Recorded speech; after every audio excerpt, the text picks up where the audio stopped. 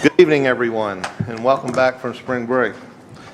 This workshop meeting of the Tomball ISD Board of Trustees is called to order March 16th, 2026 at 5:31 p.m. For the record, a quorum of the board is present. All trustees are in attendance tonight. The meeting is being recorded in accordance with Government Code Section 551.128.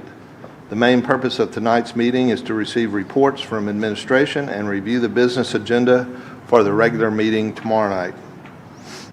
Any action regarding items on the business agenda will be taken up at the regular meeting, and that would be tomorrow night. Just to note, this meeting of the Board of Trustees is open to the public. However, it is not a meeting of the public. Public participation is limited to designated times during the meeting for citizen comment for those who have registered to speak in accordance with board procedures. We ask for your cooperation in ensuring that the meeting runs in an orderly manner. As far as public comments, we have no public comments on the agenda items this evening, and I will now give the floor over to our superintendent, Dr. Martha Salazar Zamora. Thank you so much, President Lewandowski, members of the board, and all of you in the audience this evening. It is wonderful to see so many people here tonight. As we begin with recognitions, the first recognition is our multilingual teacher and leadership recognition. Our very own Dr. Paloma Moreno, our Director of Multilingual Programs, will kick us off in the celebration of these very talented individual staff members that we have. Dr. Moreno. You might need to pull that down just a little. Just a little. Just offering that advice. President Lewandowski, Dr. Salazar Zamora, board members, and cabinet. Tonight, the Tomball ISD Multilingual Department is honored to recognize the campus winners for bilingual, ESL, and world languages teachers of the year, as well as our ESL Rising Stars. These educators are being recognized for their specialized expertise in supporting language acquisition and their unwavering commitment to student achievement. Our bilingual and ESL finalists play a critical role in our district by ensuring that students mastering English meet the same rigorous academic standards as their peers. Furthermore, our ESL Rising Stars represent the next generation of instructional leaders, demonstrating exceptional talent and dedication early in their career. Finally, for the first time, we will be recognizing our world languages teachers. The honorees that were selected by their campus are essential to our mission of academic excellence, equipping students with the communication skills and global perspectives necessary to lead the future. Please help me in celebrating these educators for their hard work, their instructional leadership, and the impact they make on student outcomes every day. Excellence and bilingual teaching winners, please come up to the front.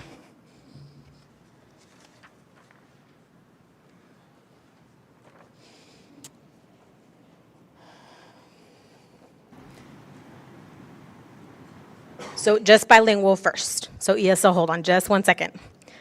All right, when I call your name, please step up so that the board may recognize you. Maria Teresa Molina, EB Specialist at Canyon Point Elementary. Sandra Hours, Pre-K Teacher at Early Excellence Academy. Dulce Mancilla, 6th grade teacher at Oakcrest Intermediate. Ruby Ramirez, 2nd grade teacher at Rose Hill Elementary. She will also be moving on to our Houston competition to represent Tomball.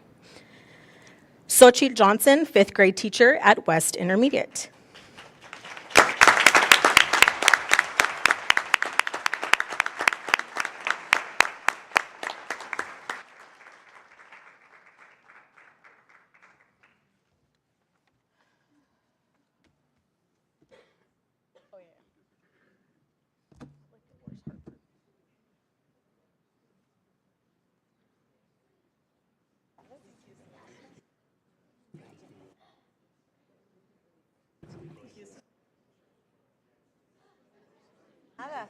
Felicidades. All right. Oops, I guess.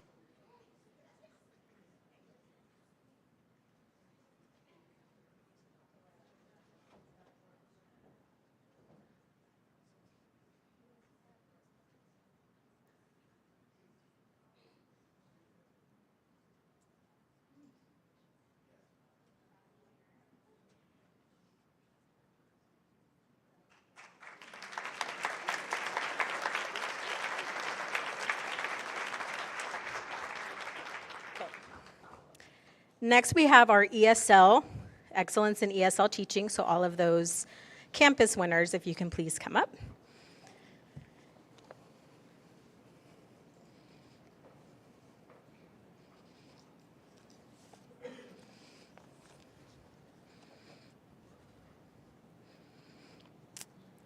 All right, first we have Shannon Klepper, fourth grade teacher at Canyon Point Elementary, who will also be representing Tomball ISD at the Houston competition. Cassandra Morrow, fourth grade teacher at Creekside Forest. Jessica Samoya, second grade teacher, Creekview Elementary. She was unable to be here today. Christina Edwards, kindergarten teacher from Decker Prairie Elementary, also unable to be here today. Sarah Wade, pre-K specials teacher at Early Excellence Academy. Sydney Ashton, specialized support teacher at Grand Oaks Elementary. Kimberly Kovac, ECSC teacher at Lakewood Elementary. Elizabeth Lopez, fourth grade teacher at Rose Hill Elementary, unable to be here with us today. Maria Isabel Anrubio, fourth grade teacher at Timber Creek Elementary.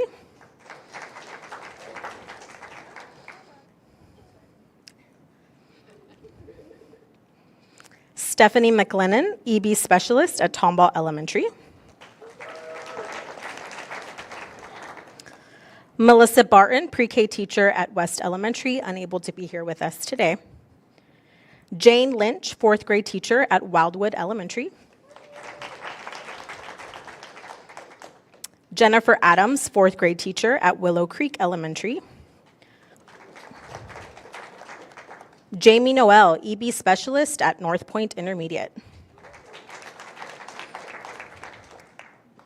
Melissa Clark, sixth grade teacher at Oakcrest Intermediate, unable to be here with us today. Holly Wenzel, fifth grade teacher at Tomball Intermediate, also unable to be here with us today. Chloe Aiken, fifth grade teacher at West Intermediate. Patricia Scott, ESL teacher at Creekside Park Junior High, unable to be here with us today. Crystal Eller, ESL teacher at Grand Lakes Junior High. Veronica Silvas, ESL teacher at Tomball Junior High. She will also be moving on to represent Tomball ISD at the Houston area competition. Christy Lowry, ESL teacher at Willowwood Junior High, also unable to be here with us today. Mariah DeBrine, ESL teacher, Tomball High School. Stephanie Buck, ESL teacher, Tomball Memorial High School.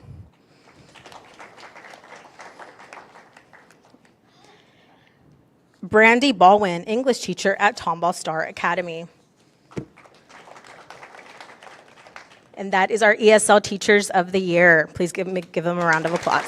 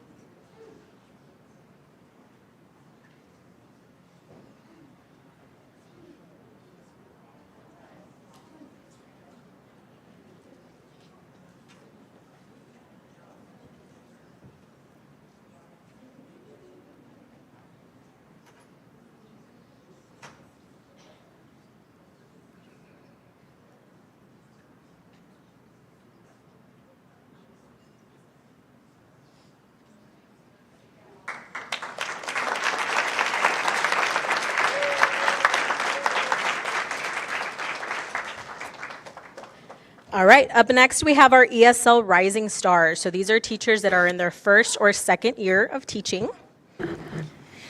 Dr. Moreno, as they're making their way up here, could you please, at some point, perhaps at the end, explain a little bit about what the teachers that are moving forward will be doing, what this competition looks like? Yeah, for sure. Because for many people, it's the first time to hear about some of course, this. yes. Thank you.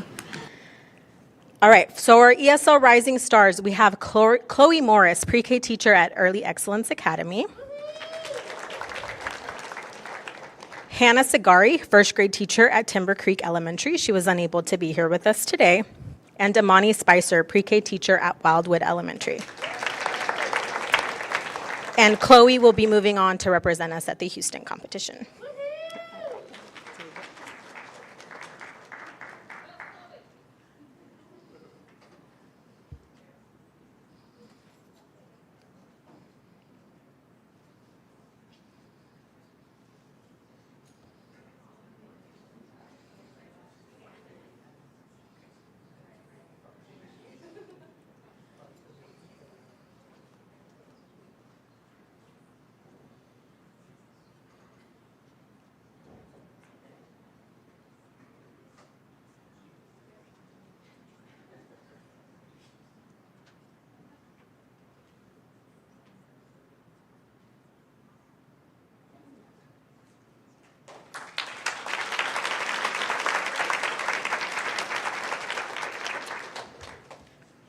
Okay, and our final category is excellence in world languages teaching. So if our world languages teachers, if you can please come up.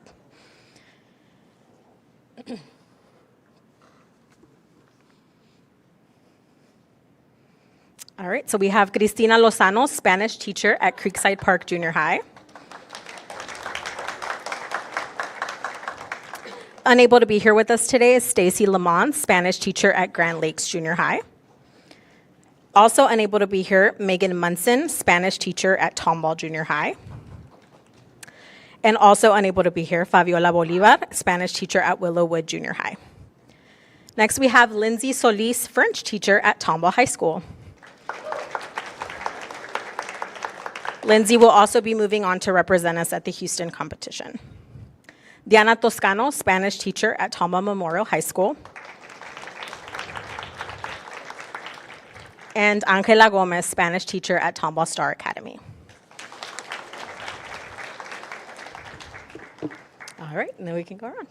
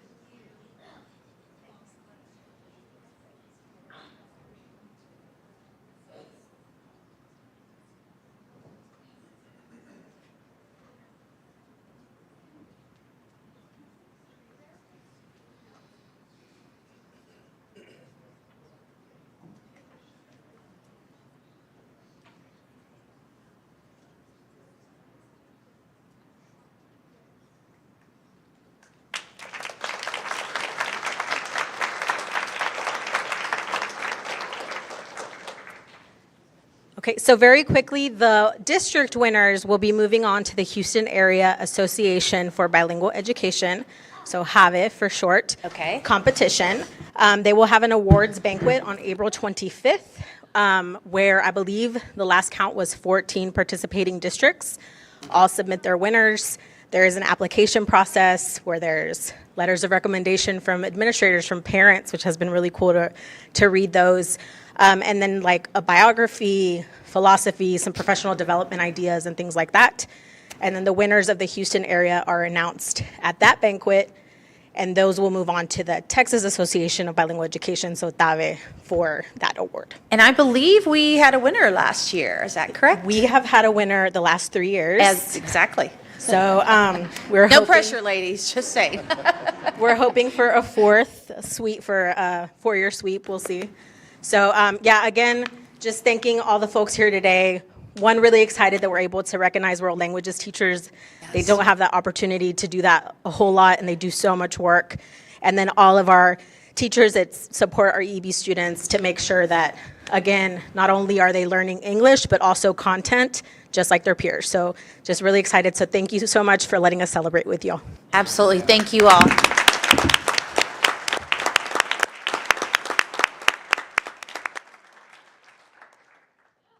Moving on with our next recognition for the evening, we have Fine Arts Appreciation Month. It is a very special month, and we certainly appreciate everyone that's a part of our incredible Fine Arts Department. I will let Paulette Torsha please lead us in this recognition. She, of course, is our Director of Fine Arts, our DOFA. Good evening, President Lewandowski, Dr. Salazar Zamora, and members of the board. March is National Fine Arts in Our Schools Month, and while I am always proud to lead this department, tonight feels different. The level of success that our students have reached over the last few months is, quite frankly, staggering. While maintaining our status as a TAEA District of Distinction and NAM Best Community for Music Education, our department has pushed the peak of success to new heights. If I recognized every student and program who has excelled in the arts this year, we would be here till tomorrow morning. Nobody wants that. While this list is not exhaustive, it represents a mosaic of what it means to be a Tomball Fine Arts student or teacher. From the auction floors in Houston to the national stage in Orlando and concert halls in San Antonio, Tomball ISD students aren't just participating, they're setting the standard for fine arts in the entire state. I'm incredibly moved by their dedication, and I'm honored to introduce a few of them to you tonight. First, in the visual arts, we had 3 amazing students who spent their entire day on the grounds of the rodeo last night. So none of them are here tonight, but I want to brag on them. We had a life-changing day for our 3 students at the auction yesterday. They were there from 7 a.m. to 7 p.m. And those students are Catherine McDonald, 12th grade at Tomball High School, Anna Reeves, 11th grade at Tomball High School, and Madeline Williams, 2nd grade at West Elementary. Out of the thousands of entries across the region for the Houston Livestock Show and Rodeo School Art Competition, those 3 in Tomball reached the elite auction floor. Only 90 reached the floor total. 3 of them are from Tomball. And they brought in a combined total of over $80,000 in winning bids. Wow. Yeah. Catherine McDonald, she did a color drawing called Spin to Win, and it was a beautiful showcase of precision, coached by her teacher, Abiodun Ijiera, who is back here in the audience, sold for a winning bid of $23,000. Anna Reeves, 11th grader, under her teacher, Audrey Jennings, her painting, Into the Light, sold for $23,000. And Madeline Williams, a 2nd grader at West Elementary, under her teacher, Sarah Beaker. Teachers, will you please rise? Oh, yeah. Come on up, teachers, if you're here. Or at least so we can Mr. see you. I. Yep. There He's you in the go. corner. There he is. Got a lot going on back there. Yeah. Madeline Williams was one of only 4 elementary students that was in the entire contest at auction. Goodness. And her painting is called Cowboy Cow on the Go. It is absolutely precious.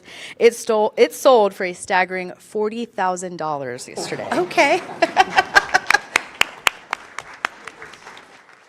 That's fabulous. And you can find all of the pictures of their artwork on the Houston Rodeo website. Next, we're going to move into music. So I'll call up our all-state students and their teachers. Austin Gilbo, Alyssa Fang, and Liam Zimmerman, along with their teachers Lynn Brewer, Jason Michaelis, and Gordon Yonda.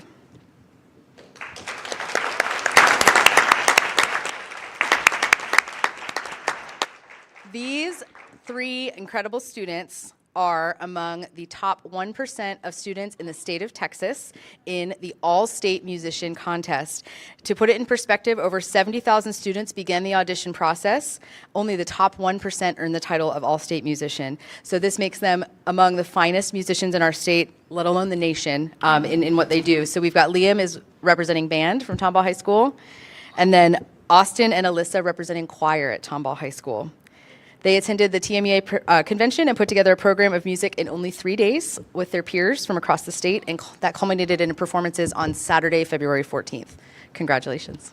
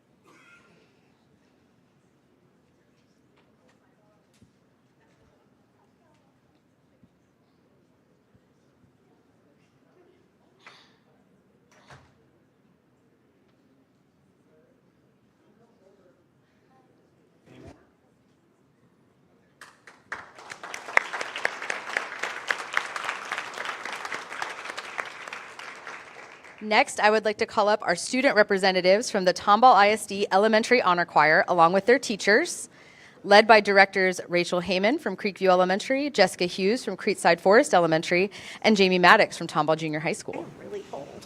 My legs are cold. So we took Cover up 150 a little. elementary students to San Antonio, up and back in one day, with the help of this incredible group of teachers and students in front of you and their parents, and lots of administrators too, which was a wonderful, wonderful experience for everyone. They gave a historic performance at the Texas Music Educators Association convention in San Antonio on Thursday, February 12th. An invitation to perform at TMEA is the highest honor a school ensemble in Texas can receive. Their performance proved that Tomball ISD is a premier destination for elementary music education. The performance tapes that are selected by a panel of their peers, so it's a peer-reviewed audition, and our kids were selected among hundreds of entries across the state of Texas, and this was the first time in Tomball history that we had an elementary group selected to perform, and we will not be the last, right? Yes, it was amazing. Their performance was memorable, moving. Several members of the audience has mentioned on social media after the fact, not just to me because they know I'm biased, that it was the best elementary school performance of the entire convention. So we're very proud of you. Congratulations.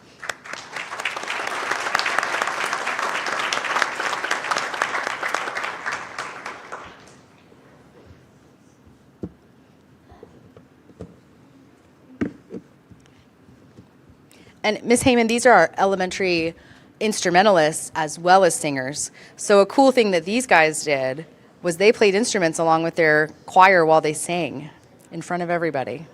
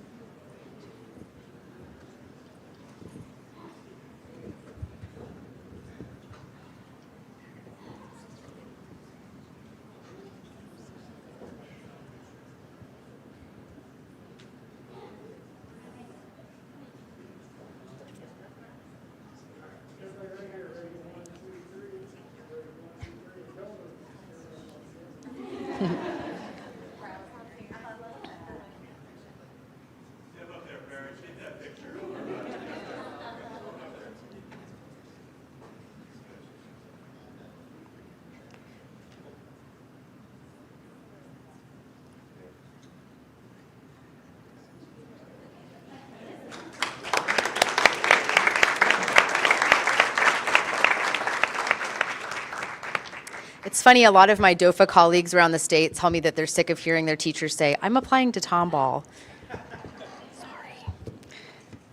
That's exciting. It is very exciting. I'm very excited about it. I love stealing people. All right, to represent theater, he cannot be with us tonight, but we want to recognize Charlie Giddens, who is named a Texas Theater Scholar through the Texas Educational Theater Association. It's an honor reserved for students who maintain a 3.5 GPA or higher, while also showing exceptional leadership and dedication to the craft of theater. So congratulations to Charlie. He's at Tomball Memorial High School. All right, Charlie.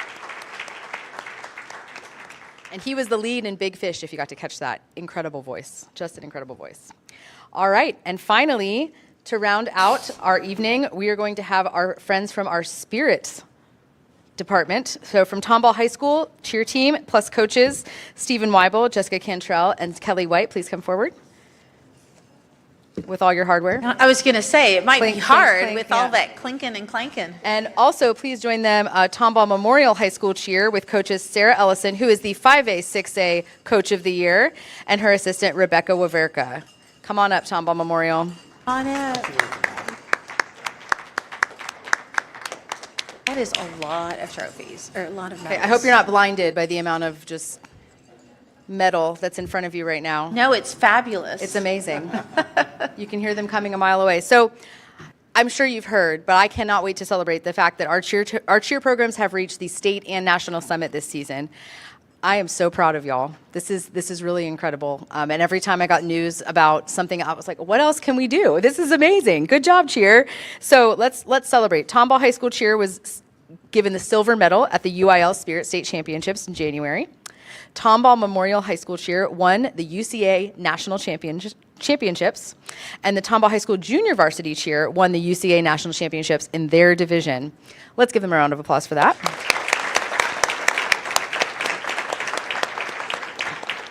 Winning a medal at UIL is absolutely incredible, as you know, especially in the 6A Division I, which is the toughest in the state. Winning a UCA national title in Orlando is the pinnacle of the sport.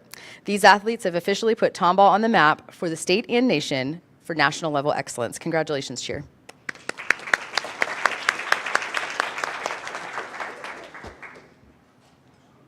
And in case you didn't hear me, Coach Ellison was named the 5A, 6A Coach of the Year. Congrats. Hello, beautiful. Congratulations. Congratulations. Congratulations. Congratulations. Congratulations.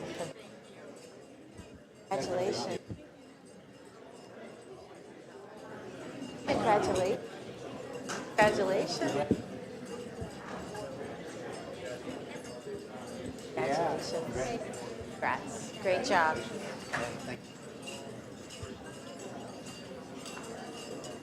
Yeah, there's the.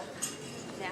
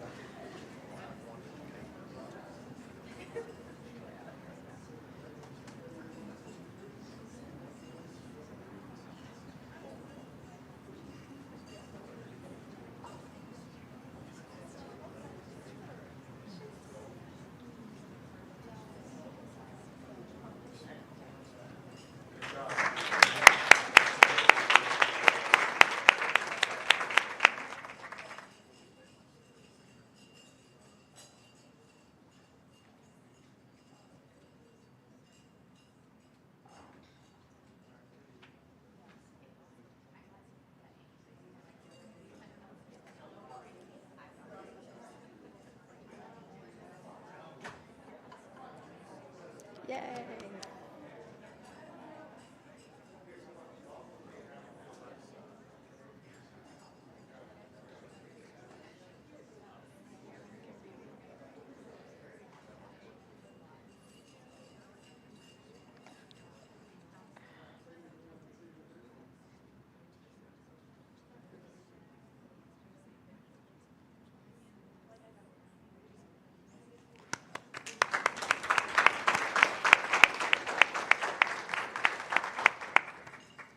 These achievements are a direct result of the hours our students spend in the studio, the practice room, and the gym.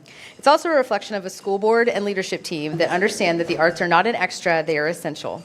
The state of the arts in Tomball ISD is stronger than it has ever been thanks to you. Thank you for providing the resources and the support that allow our students to shine this brightly. Thanks.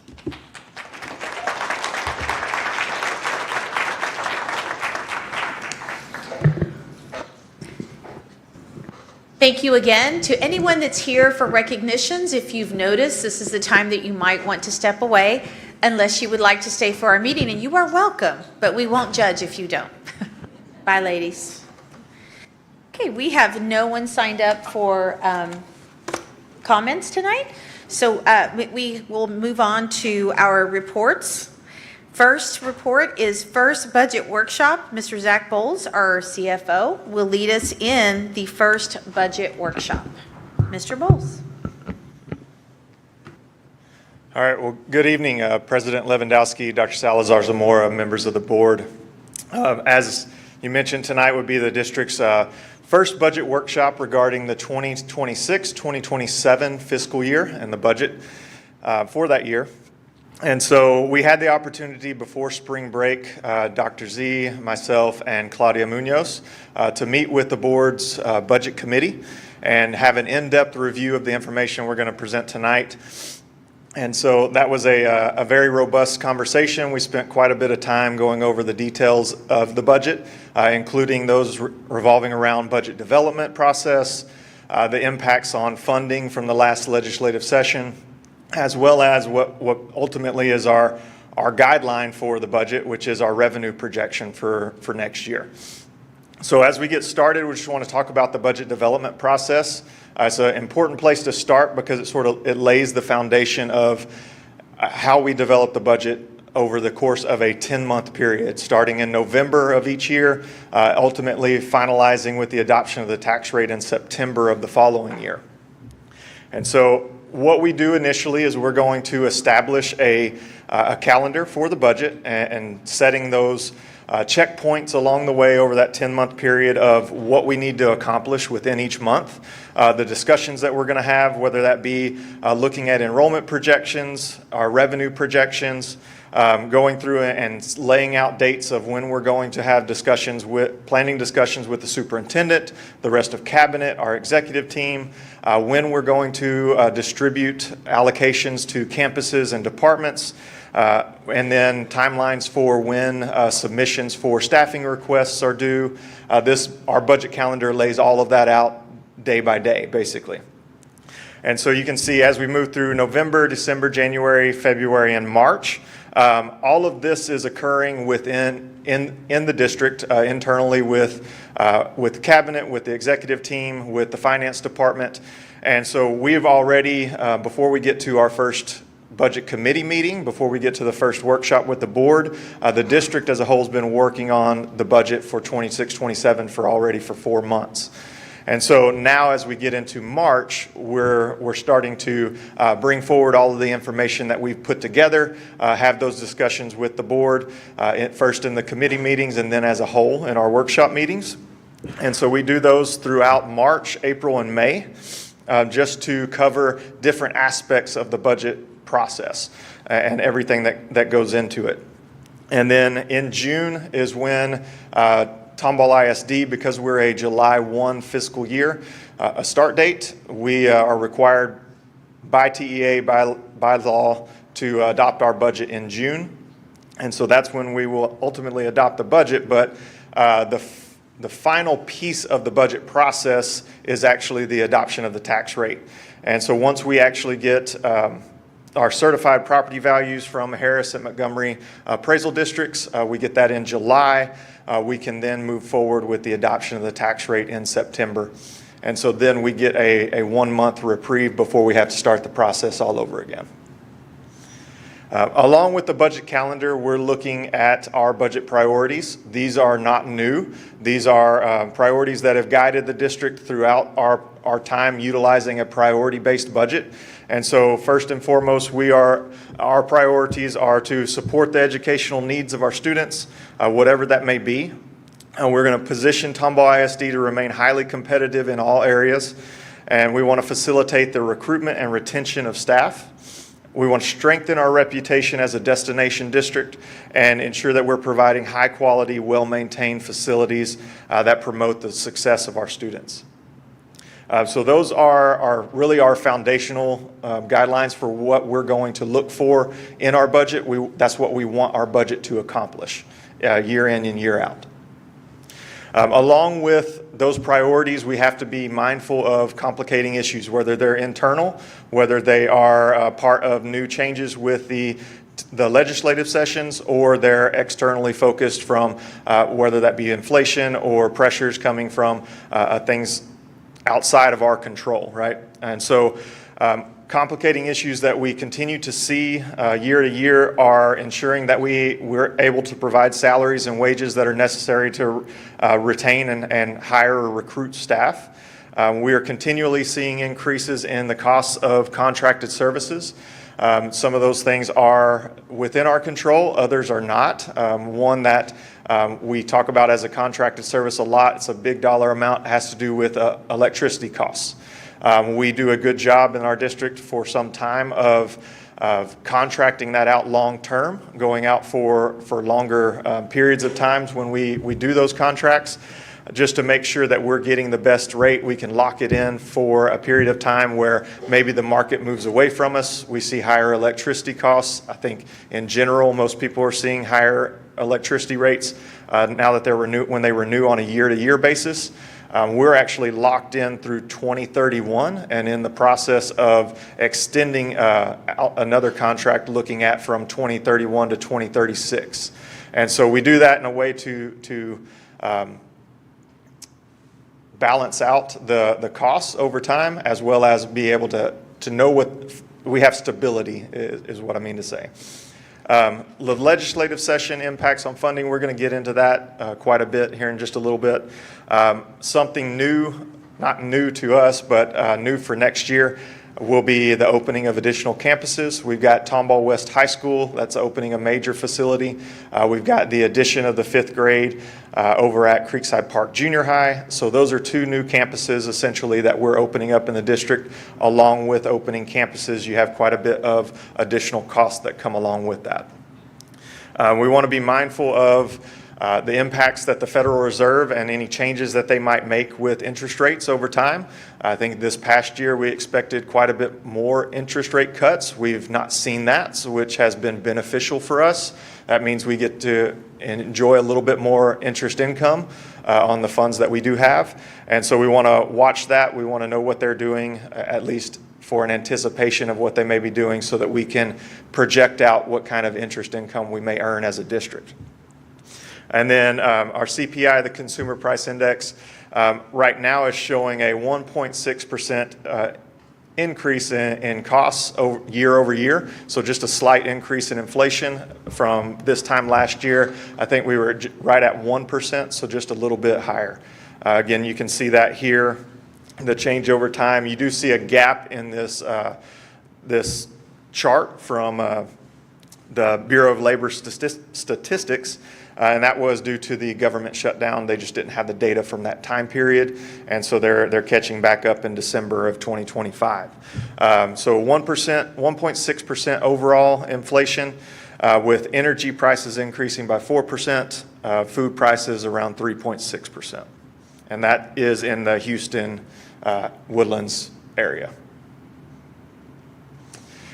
So as we continue on with the budget development, we're going to be mindful of those internal issues, whether we're opening new facilities, growth in our special education student population, operational cost increases that come along with the new facilities, or in general, just the increase of costs all around for our day-to-day operations.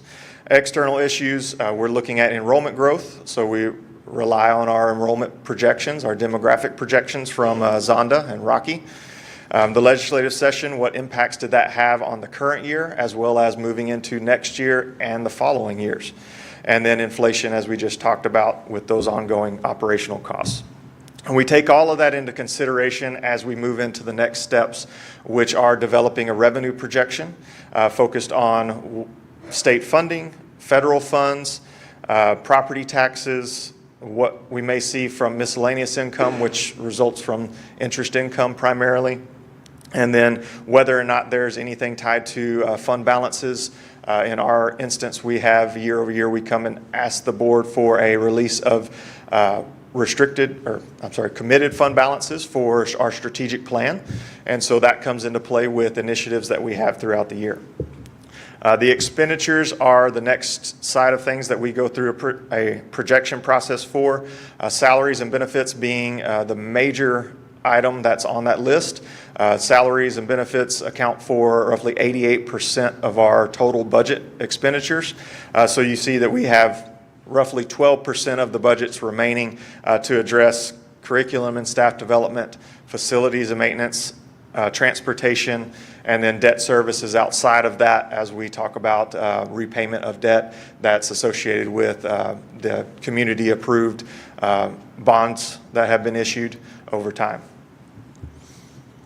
So before we talk about our revenue projection, I think it's important back up a little bit and talk about the 89th legislative session and what we saw happen there, because it was a big one that was focused heavily on school funding in a lot of different aspects.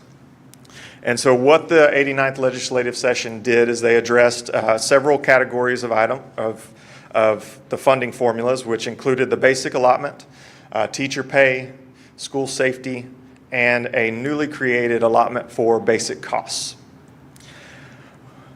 In total, House Bill 2 created $8.5 billion in funding for schools. That all trickled down through the basic allotment and those other three categories there, as well as some for special education, which we'll talk a little bit more about later.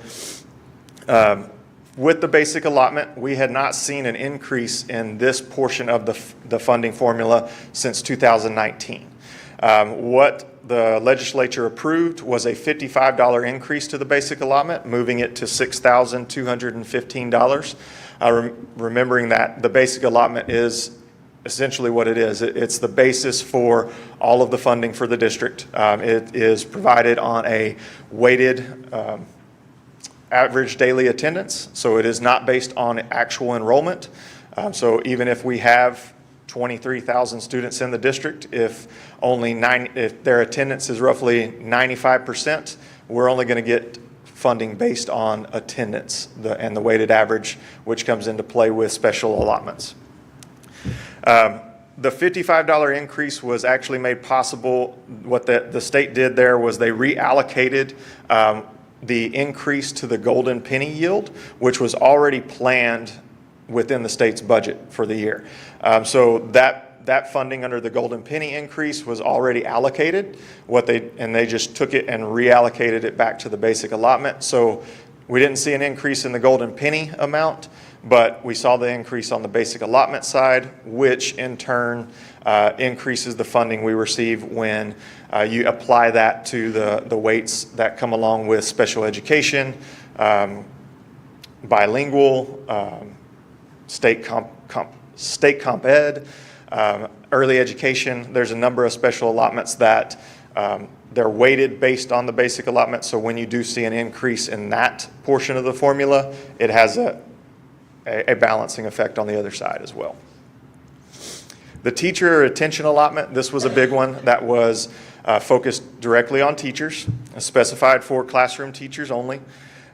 Teachers with 3 to 4 years of experience received $2,500. Teachers with 5 or more years of experience received $5,000.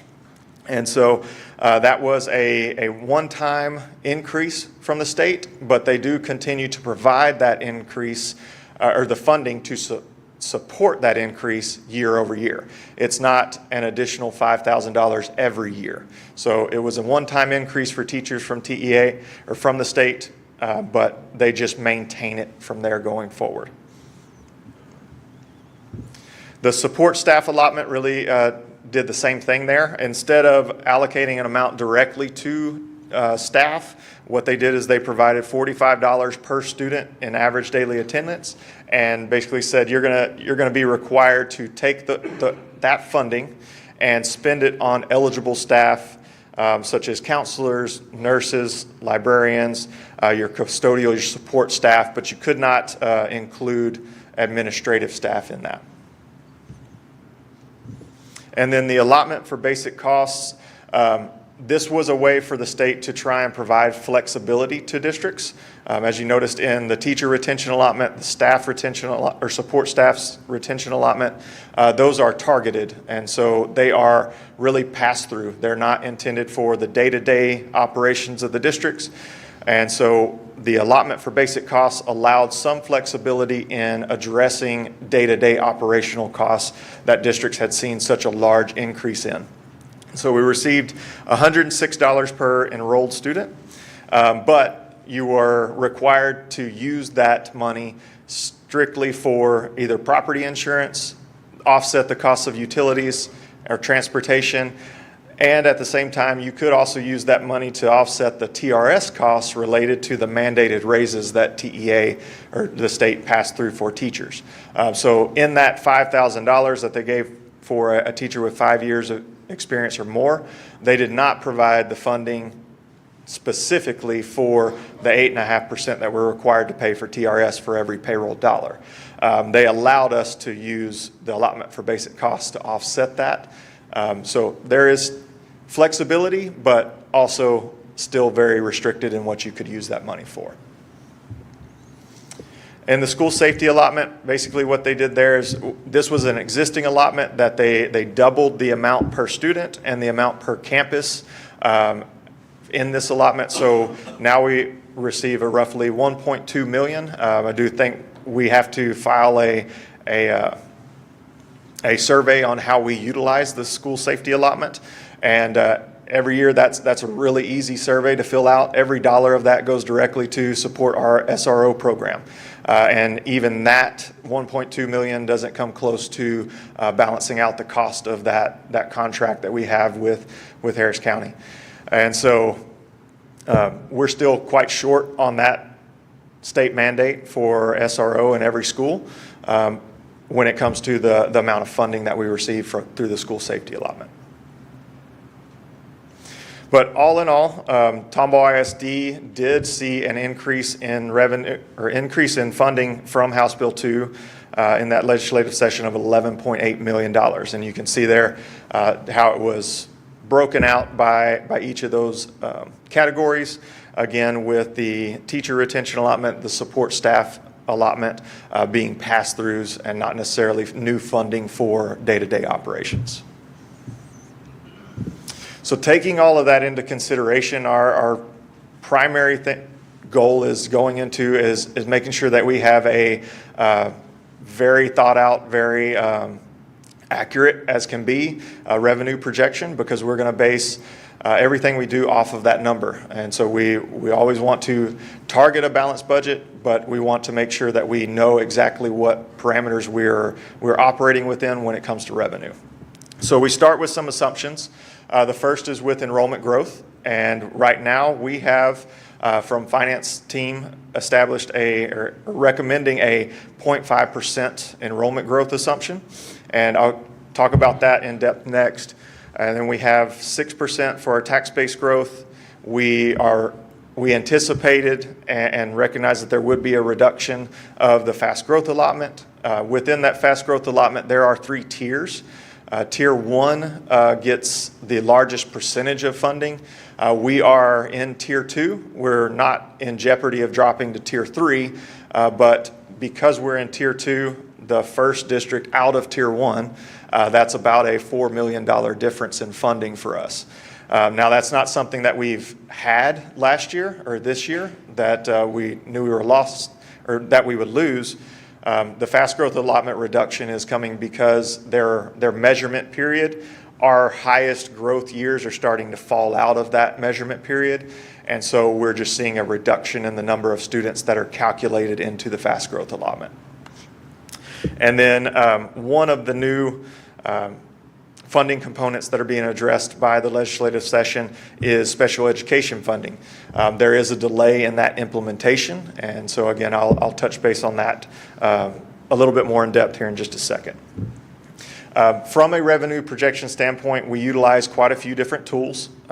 Omar's template is what we call it. It is the premier template used across the state by every district to calculate their state aid. It takes all of the complexity of the components of the funding formulas, puts it into a document where we can plug and play data into it to anticipate different scenarios.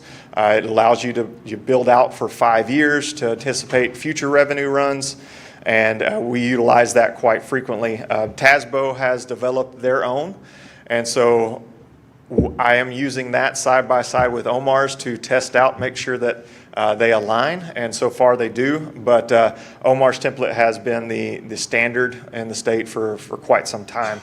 Along with the template, there's data that has to go into that, and that comes from our appraisal district estimates, our demographic reports, We're also looking at historical revenue and expenditure analysis that we do in district. We have a spreadsheet that goes back 20 years and started with Mr. Jim Ross and continued that on. But we have tons of historical data that we consult as we go through this process, even going back to when we opened Tomball Memorial High School, knowing that we're opening a new high school next year. What did that look like? What did our expenditures look like in that time frame of opening and establishing that campus? And then we rely on PEAMS data from Kenny and his team and Mark, and make sure that we're aligning what we see with special programs such as CTE, special education, and making sure that we can account for all of the revenue that's generated by those programs.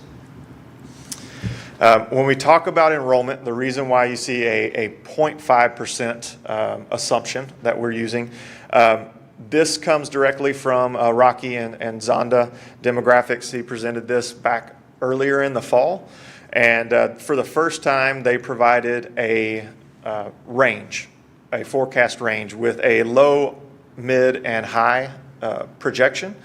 And so when we look at the factors that go into what could create that mid-range option, the low range, high range, we feel pretty comfortable that the low range option itself would not occur because that would be negative growth for the district. We don't anticipate that happening. The mid projection would represent about 1.1% growth. And so what we're seeing though with lower enrollments in our early education grade levels for pre-K through 4, the potential impact that we're watching with the voucher program. We don't have information on that yet, but we want to be mindful that there could be an impact. We wanted to remain conservative and be a little bit below what Rocky's projecting in that mid-range projection. And so we're initially approaching the budget projection, the revenue projection, at 0.5% of growth. When we talk about the special education funding, there's a transition in the 26-27 year, moving away from the current model to an intensity of service model, which will be a tier-driven and weighted system for distributing and allocating funds for special education. Within House Bill 2 and the legislative session, TEA is required to spend $250 million more than they were in the current law. So current law is still in place this year, 25-26. If they spend all $250 million in new money, that's roughly a 4% increase in funding. But the kicker is that no district is guaranteed any new funding. It'll all be based on the intensity of service, the weights that TEA eventually establishes, which they have not at this point. They're still in development when it comes to the PEAMS reporting, to the weights, to the intensity levels, and we won't actually know the funding for special education that we'll receive until September of 2027. The reason for that is TEA has to see the full year play out, so that they know how much $250 million will be above current law. And then they'll establish the weights accordingly and distribute those funds. So we'll actually adopt this year's budget and next year's budget under current law without knowing what the new funding for special education will actually look like. So taking all of that into consideration, our projection for revenue for 26-27 is a total of $255 million.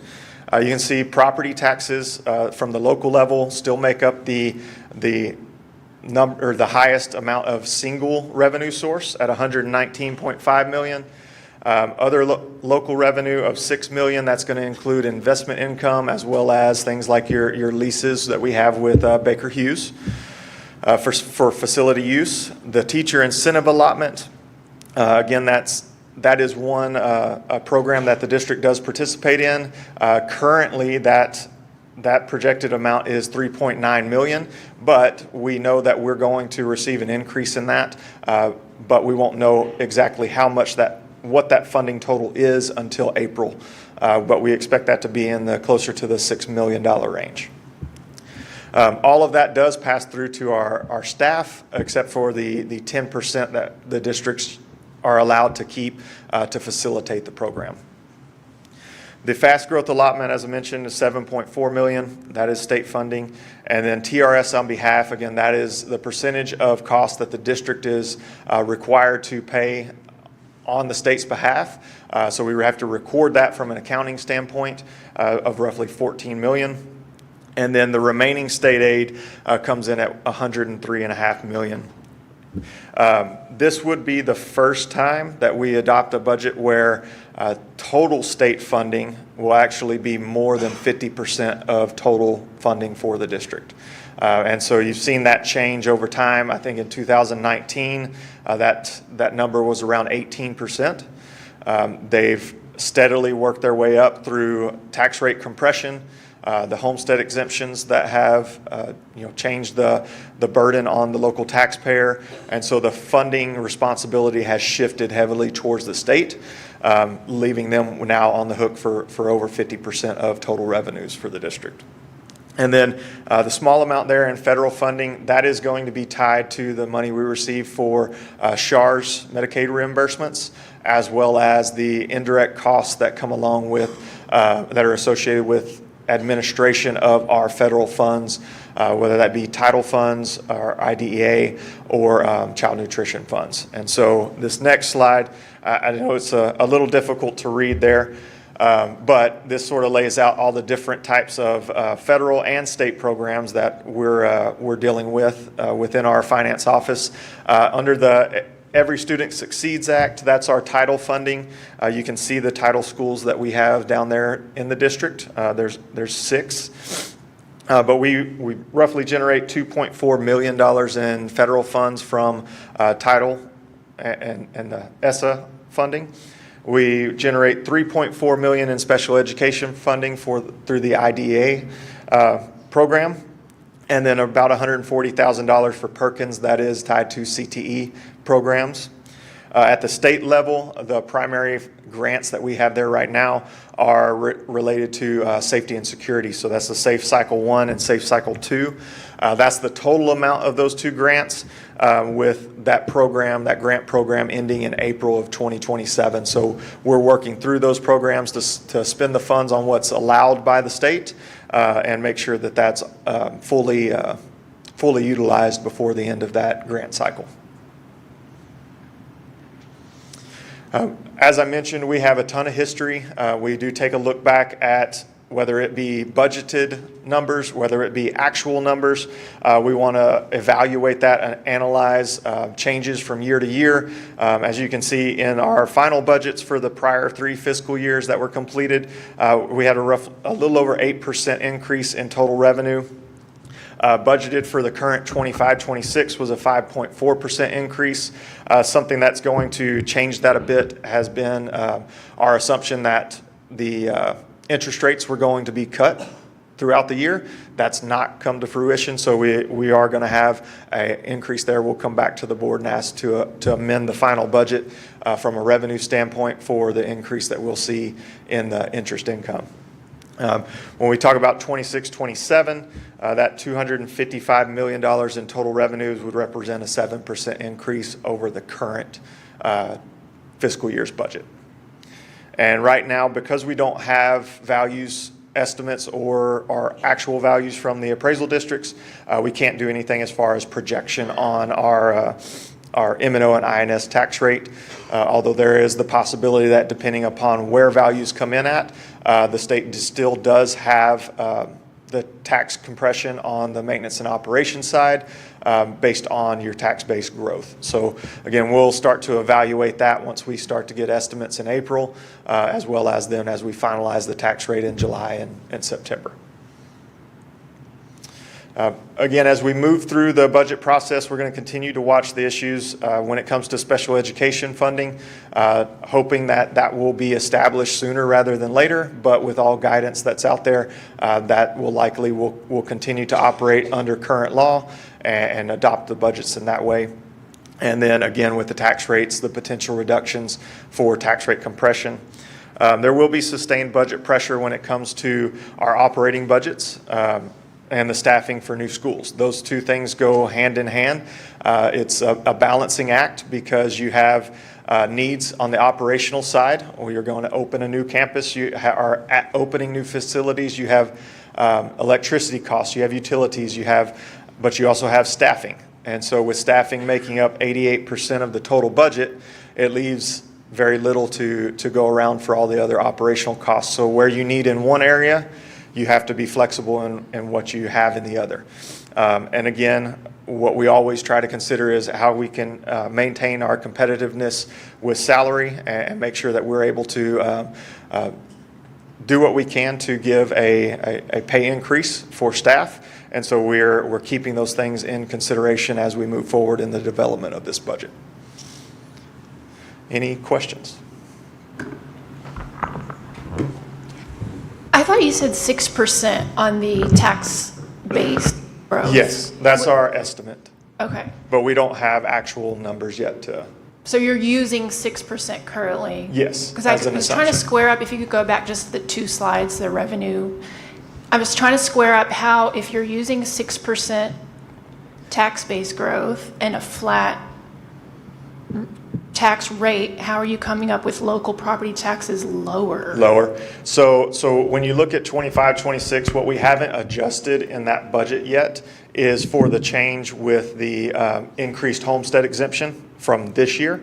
And so what that did is it flipped the funding burden. So when we come back in and sure up the revenue side, it's going to reduce down the local and increase the state For side. this year? For this The current year. 121 is too high, probably? Yeah. Okay, thank you. Yes, yes. Thank you.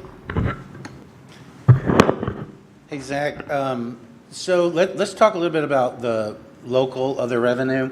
So we know that can turn on interest.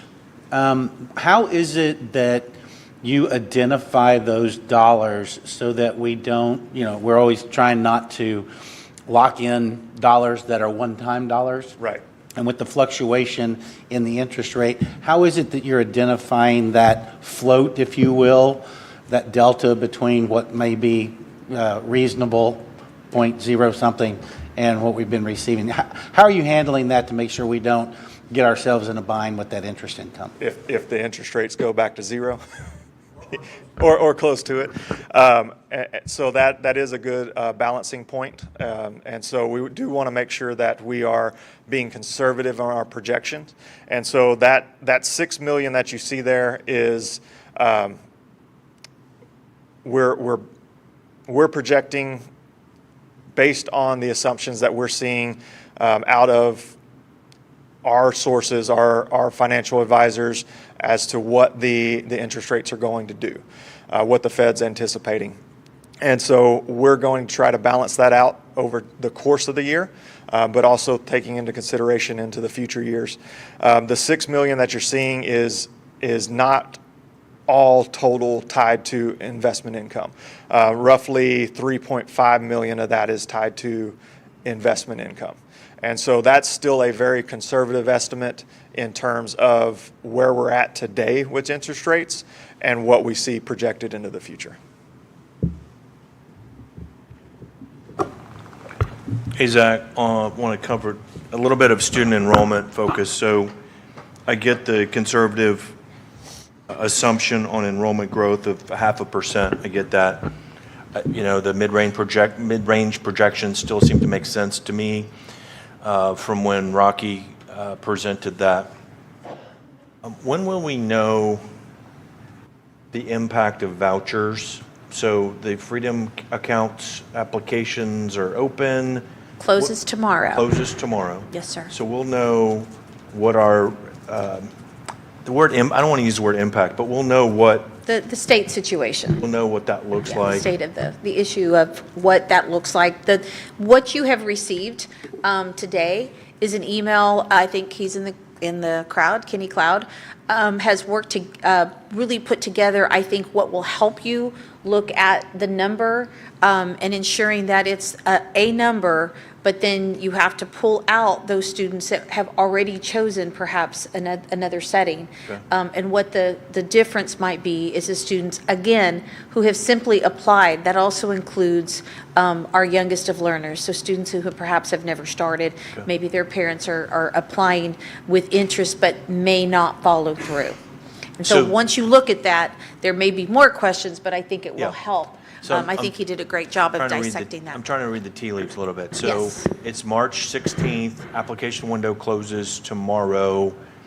When will those that are accepted into that program be informed, which then lets us know how many Tomball ISD geographic Correct. students would be, accepted into that program? Do we know? So first of all, there's not that many that have actually currently, that have been accepted as far as Okay. other schools, right? And so that's one factor. And how many opportunities will those schools have if students are even interested in those schools as an option, perhaps? Because it's so new, I'm still a little unsure, this will be the first time that we've experienced this, as to will they meet the mark of when they relatively think they're able to handle this. I do know that the window closes March 14th, which is, March 17th, excuse me, which is tomorrow. I don't know that we've heard when the first wave might, like how quickly they can process that, and perhaps they want to see, not knowing what the overall number, our number may be small ultimately of students, but as a state, Yeah, it's I get quite it. large. And so I don't know that they even gave us a window that I'm familiar with, but I will definitely keep the board apprised as we receive information on how quickly they're able to process that. I know what you're asking. In the coming I want year. to know, are we going to have gains? We're going to have losses? Is the 0.5% estimate spot on? Yeah. Or is there other assumptions we need to, that's my curiosity. Yeah. And I know We'll that keep we you have to apprised. maintain our drumbeat here on our budget schedule. Sure. I assume by the next workshop, we'll have a better read than we do today. Yes. Okay. Absolutely. Okay. And I guess kind of along your same lines, Michael, I mean, are we provided information about who is accepted? We Or- will have, we will have numbers of students that potentially could have gone here that chose another option, yes. Okay, because they'll notify the student or the student's guardian. Well, we as in Kenny is able to see quite a bit of that through Okay. the system. Okay. The SIS. Thank you. Just so we can hear you better and to pick it up on the mic. Yeah. Thank you, Kenny.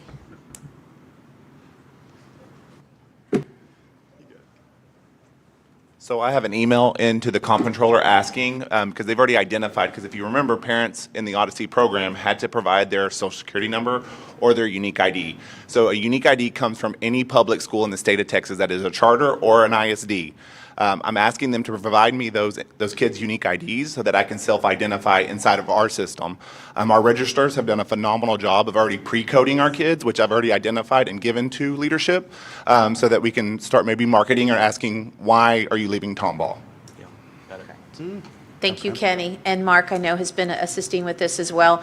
I want to make that statement again. This has been a heavy lift for the registrars just to keep track, but we wanted to make sure that we could account, and that was something that Kenny and the team, thought of ahead of time. So I appreciate that forward-thinking mentality, which Tomball is known for, so I appreciate that. We will keep you apprised as we know. You'll have a minute to look at the email that I sent you today. Okay. So continuing on the enrollment topic, Tomball West High School utilization rate when it opens in August. What's our current percentage for utilization of that It will building? be on par with how we opened up Tomball Memorial, which is clearly not full. Okay. But it is, 60%? I don't know that I have the exact percentage because we have some programs that are still open, but it's not exorbitantly different than what our history has shown. But you're working on programs to increase utilization through the open enrollment. Taffy. Through the Taffy initiative. So if there's anybody there that's an incoming freshman in Tomball or in a surrounding area and you're interested in going into education, you have an opportunity to attend our Tomball ISD, Tomball West High School, in that program. Okay. And we have already had interest Okay. from families and students. So this is a stop, look, and listen moment. Yes. Do we have the utilization that we in Tomball ISD believe we need to open Tomball West? And the stop, look and listen moment is similar to when we had the same moment at Creekside Park Junior High. We evaluated, do we go or do we hold? And so at this point, you believe we've got the numbers and we need to keep moving forward Yes, on sir. the opening of that school? Yes. Okay. It is, will be lower than we want, but again, in par with what the community has seen in the past when we opened our second high school. Okay. I was not here then, but I have looked at the books and I It was a came here stop, look, and quickly listen after. moment. Jim guided us through that discussion, and we discerned it, but we felt at the time it was still important to open that school. Yep. It could have waited a full year, but we leaned in and went for it, and of course, we're bursting at the seams. We're at a fifth grade campus now, so it's it's one of those things. So The okay. growth certainly comes. Thank you. It doesn't take long. Thank you, Dr. Pratt. Any other questions? If not, well I did. done. Oh, I did another quickly. question. Putting on my advocacy committee hat, I picked up on the shortfall in funding for safety and security. Yes. Ballpark. So in the next few months is the time that we need to be talking to our state representatives, right? Before they get swamped with session actually starting. That's something that we can all advocate for, that shortfall in safety and security. Ballpark, what is that? Or email it to me later this Yeah. week. So I'll get you an exact number, but our, with the addition of Tomball West High School, we'll be approaching around 3 million. Our actual allotment amount's 1.2. So there is Three- quite a difference. So it'd be the delta is 3 or the No, delta is the- 2? So the delta is going to be 1.8.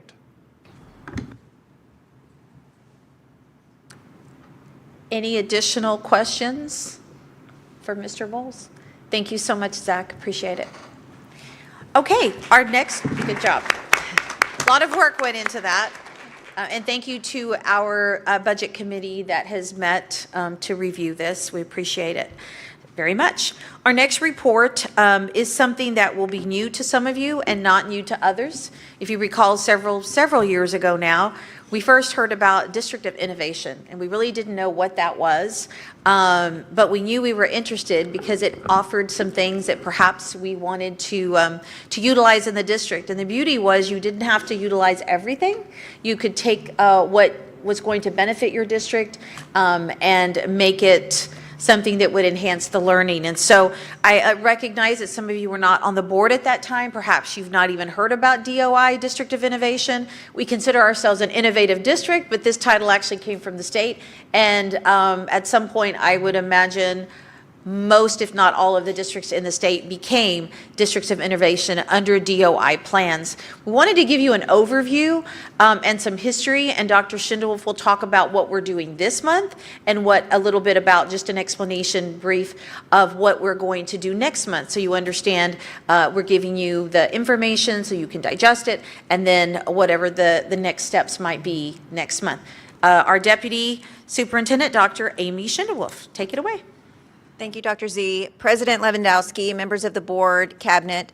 Like Dr. Z said, we will be focusing on the District of Innovation in this month's board meeting, and then also in next month's board meeting, we hope that you will see a couple of items on your considered agenda to vote on to bring into our district. So today, we wanted to just provide you an overview of the process, give you a little bit of history, and let you know what to expect.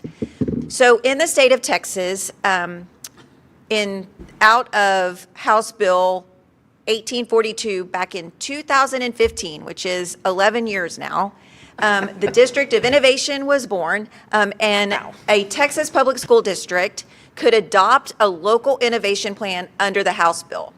Tomball ISD has for a long time now advocated at the state level that we like local control. And this was a way that we were able to allow some of that local control to be able to provide us flexibility in certain areas that better fit our community and our students. So if you are a district of innovation and you have an adopted plan, then you are able to exempt from certain provisions of the Texas Education Code, similar to the ability of charter schools. So charter schools have to abide by some of the education code that we do, but not all. And so this kind of levels the playing field for us in some areas. And again, the purpose is to increase local control, flexibility, and innovation to tailor to local needs. The state of Texas has over 1,000 school districts. The state of Texas has unique communities. And so this is a way that the state of Texas allowed us that local control. And it gives us increased autonomy, which is something that Tomball ISD likes. The limitation is that you cannot exempt from laws regarding curriculum, graduation requirements, or financial accountability. So there's a process to get there, and Mark White is pivotal in this process and has helped us since this was born way back in 2015. And so the first step is that you develop a local plan that is approved by the District Education Improvement Council, which is led by Mark White, and it has a check there because for this year, we've already completed that part. The second one is that we post that proposed plan for 30 days publicly, and check, we've done that. Our plan is still posted, and we've already met that 30-day mark, and that allows for the community to give it any feedback that they would like, and so we are at that point. The next step is that we will ask the Board of Trustees to approve that plan, and that is what will come next month in April. And then the second part of the board's responsibility is that they would approve any relevant policy changes in alignment with the approved District of Innovation plan. Afterwards, the plan is shared with TEA so that we say, State of Texas, we are going to be a District of Innovation, and these are the things that we are going to have local control over. And then you have 5 years for that plan to remain in effect. That doesn't mean that you can't go back and amend your plan before the 5 years is up, but it expires in 5 years, and you have to go through the process again at that point. So our history with being a District of Innovation is that our first plan was approved and enacted in the 2016-17 school year, immediately following the 2015 legislative session. We were a district that said, if we are able to have local control over certain things, then we are going to jump on that bandwagon. And so in that plan, we had 5 exemptions. We focused on a change to the school calendar, class size waivers, teacher certification, instructional minutes and school day length, and local teacher and administrator appraisal system. That's what we started with. And so you may hear us now say, oh, they're a DOI teacher. They're a teacher in our classroom that maybe doesn't have the certification required.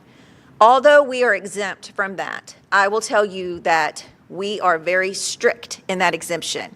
When we exempt ourselves from something, we apply our own rules. So like, for instance, under teacher certification, in that exemption, we allow that for our CTE programs.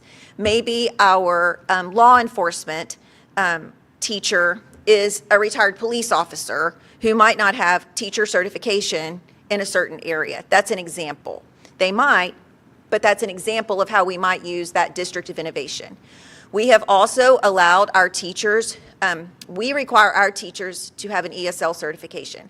As you saw tonight, we have STAR teachers who were noted for how they work with students in language acquisition. We hold tight to that. Even in subjects and grades that the state of Texas might say, you don't quite have to have that ESL certification, we say in Tomball ISD, you do. What we hold tight to is that we only allow them to be under the DOI plan for 1 year. We give them until the end of that school year, or February to be exact, to say, I have earned that certification, or we don't have them teach in that any longer. And so although we exempt them, it's not free. We apply our own rules that we say we're going to have a limited time on that because we have high expectations. At the conclusion of the 5 years, we went into a renewal plan, and that was enacted for the school years of 22 through 27.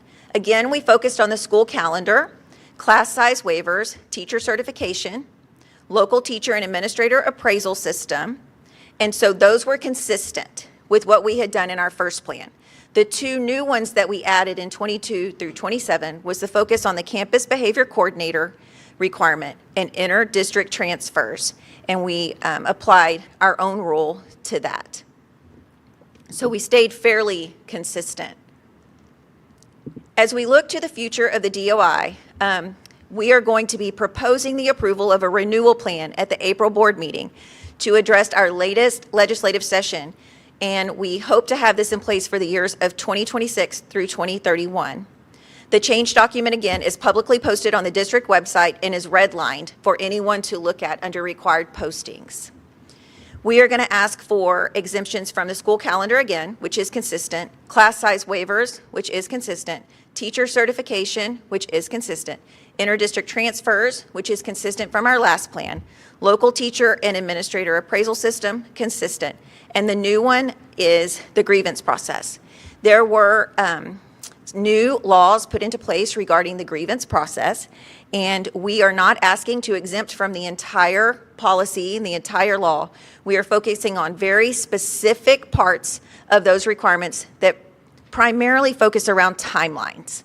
And we're asking for exemptions and to put our own rules in place around those timelines because we feel that it allows us to be more timely, efficient, and answer to our constituents, whether they are staff or parents or community members, in a timely manner, and where they can find resolution quickly.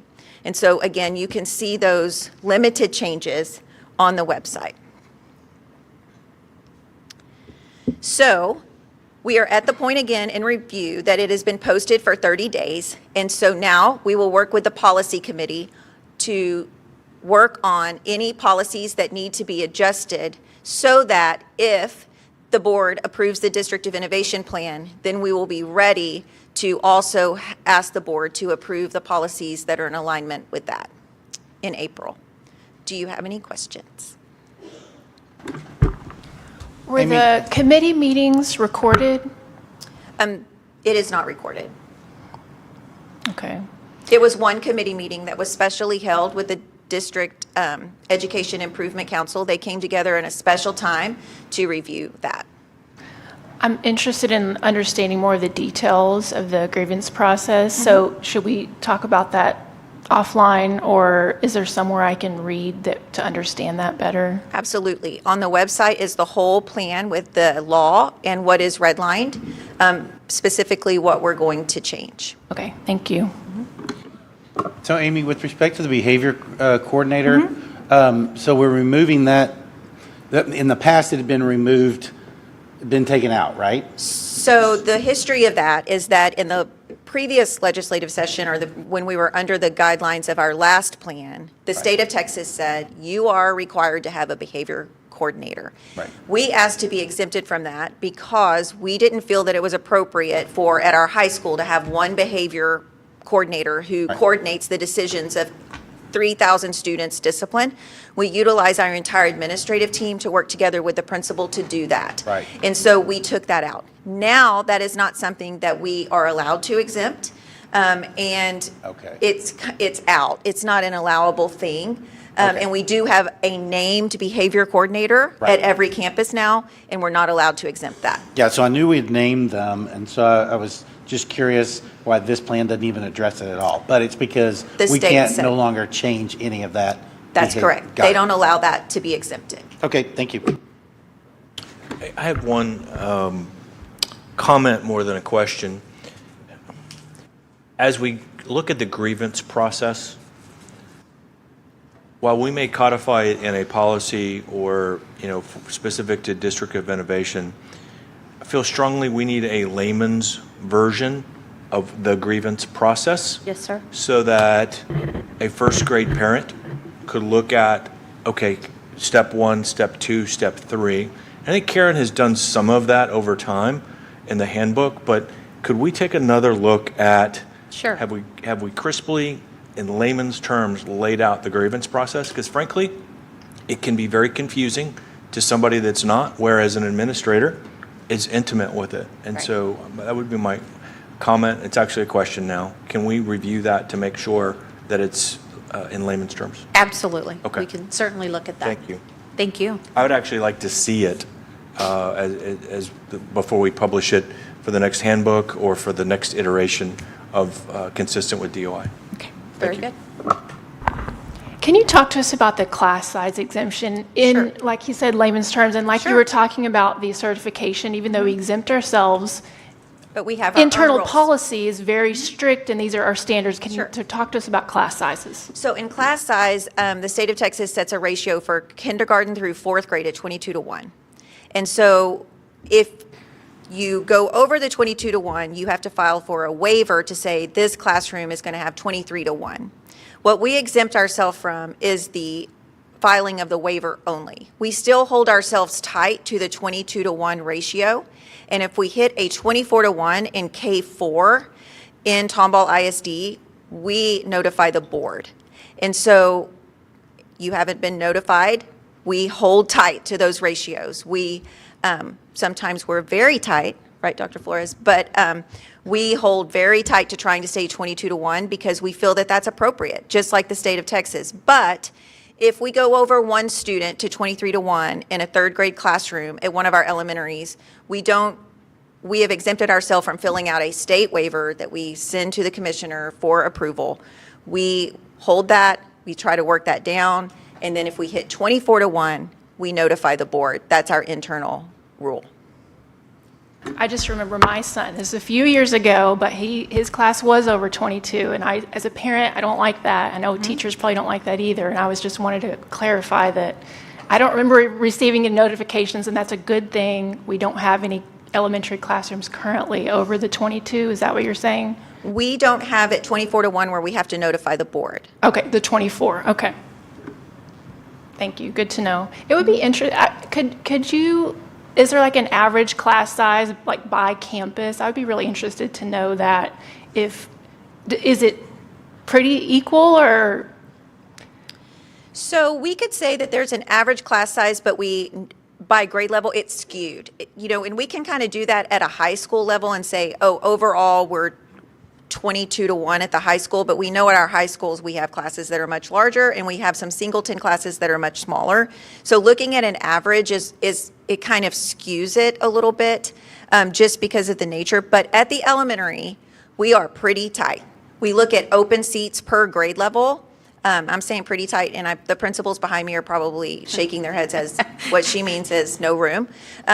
We're tight, and we do tight staffing, and we might go over a little bit and under a little bit, but the average is going to be pretty close to 22-1. And for budget purposes, that's how it should be, Well, sure, right? because you can't overhire and then have staff. Now, there's some advantages to that, but there's some huge disadvantages. And the trade-off sometimes is you have to do leveling, right, Yes. after, which we want to avoid, but Secondary, correct. And at the elementary, we also, as we're budgeting for the next year, we don't want to budget a school where they have 0 seats, because we know in Tomball we grow, but we don't want to overstaff to where then we're having to move a teacher somewhere else because that's disruptive. We have very few instances of that, but that's what we try to keep to. Any other additional questions for Dr. Schindewolf? Thank you so much, Amy. I appreciate it. Well done. Okay. Next, Mr. President, I will move on to a review of the business agenda for March 17th, 2026. Is that okay? That's okay. Before you get started, I'd just like to remind the board today is an opportunity to ask questions about any of the agenda items. You will also be able to ask again tomorrow, so if you have any questions, make sure you bring them up. Okay, beginning with the consent agenda item, the first 3 on your first page are the workshop regular and special minutes as presented. Item D, you have an attachment memo, if you could take a minute to look at that this evening before tomorrow, and that is regarding some of the books that we would like to look at as far as the review process and approval of the library materials and donation acquisitions. Again, of course, the regular check register and the budget amendments, which you're used to seeing under consent. Moving into the donations, our first one is a donation of $60,000 from Houston Methodist Hospital for TIS Athletics, and we certainly appreciate their continued partnership, which we've been able to benefit from for many years. The next one is from the Tomball Athletic Booster Club for Tomball High School Athletics in the amount of $45,744, and then another donation for $7,000 from Tomball Ford to Tomball High School Baseball Program. I am asking that we strike item J because it's actually a repeat and is not necessary for this board meeting. K, we've discussed the out-of-state field trips. I appreciate your understanding on these. Of course, the Tomball Memorial High School trip as listed to Indiana and the Tomball High School trip to California. And then the final consent agenda item is the information regarding what you are used to seeing regarding employment of professional personnel with all of the different contracts as listed. I'd like to move on as we continue this conversation this evening on considered agenda items. The first one is an annual. If you have been on the board for some time, you are familiar. We do have students that do require particular deaf education services, and so this is it's approved to amend the shared service agreement with Cy-Fair ISD Regional Day School for the Deaf. So there is the School for the Deaf, and then we have our Regional School for the Deaf, and this is something that you have approved in the past, and we're asking for that continued approval. And Martha, that's because we don't provide those services ourselves. Correct. At this time. At this time, correct. We do provide services for students, but when their disability, their hearing disability gets to a certain level, then perhaps they need to have more specialized staff, and that is why we have it's called a shared service agreement. So no one district takes on that large expense to ensure that these students have all that they need. Being a deaf education student and deaf ed as a child in elementary school, I'm very appreciative of those services. Without them, I may not be sitting, most likely would not be sitting in this seat today. And I think I saw you're on a board or committee of all the districts that are in this cooperative, right? It said something about this, all the superintendents are part of it. They may have us listed as that, but not really. It's not like a functional board. I think we're just considered the board because we all pay into it. So let's just say, I think I know what you're talking about. That would be in the event that there is a concern, we have the right as individuals, as districts that pay in to say, we're not really pleased with how this is working, or our families have concerns that we need to discuss. So it would be that type. It's not actually like a functional board where we meet, and that would be the type of board that you would not want to have meetings necessarily. That means things aren't maybe going like you want them to. Next, would like to continue to designate our very own Mr. Mark White, Assistant Superintendent of Accountability and Governmental Relations, as the alternate approver for the TEA web applications within the TEAL system. And this is a system that holds much of everything that we do in public education, and Mark has actually been the designated staff member for as long as he's been in our district. And so he's done that well. I want to continue with that. Also continuing, something that you're used to if you've been on the board for a while, you know about approving the extension of the insurance with, in this case, TASB Risk Management Fund for general liability and school professional liability for a premium of $103,226, and fleet auto liability, collision, and comprehensive with a deductible of $10,000 for a premium of $256,234. Now, this does show the policy's effective dates from April 1 of 26 through March 31st of 27 for the total premium of $359,460. We've had a long-standing relationship, and it has served us well, and grateful for that. So Martha, I just wanted to reiterate something I think I told you earlier too. Really appreciate the backup on this item. Yes, sir. It was great. Delved into where our incident rates. Correct. And while we would all hope they were zero, looks like relative to the region and the state. We are quite low. We're in the ballpark with them, but I really appreciate seeing that we have a trend over at least the past 3 years of those incident rates going down, and I hope that you're able to continue to do that, particularly as you continue to, or you start to, I guess, find new leadership for that department going forward, huh? Correct. I actually met with an individual today. We do have applications coming in, kind of thinking about what that leader will look like, maybe slightly different than what we've had in the past. And we're excited about the interviews in the very near future. Well, that trend is certainly a trend that I hope they're able to continue with. Yes. On a reduction of That the will probably incident be rates. a conversation for interviews. Yeah. Very good. And as a reminder, the board president and vice president, because our vice president commented on the backup, we meet in our pre-review meetings. And so we may generally already have sufficient great backup, but they may want a little more clarity that will help everybody understand that. And so thank you for that. If it's not super clear, then we're able to get a little more info in there for you to make this meeting go a little smoother. Item D is to approve $309,825 contract increase for architectural services provided by Arcadis for additional project scope added for the Tomball West High School competition soccer field, increasing the contract amount from $384,750 to $694,575 based on the estimated construction budget as listed, and there is no increase to the 6.75 architect fee originally approved in December of '24 using bond funds as listed. And can I get you to just confirm one thing for me? Yes. And if you want Zach to help, that's fine. Okay, I'll try. Okay. So. Hold on, Zach. Here's what I want to make sure. Okay, Okay. if it's that long, it may not be coming from me, but we'll try.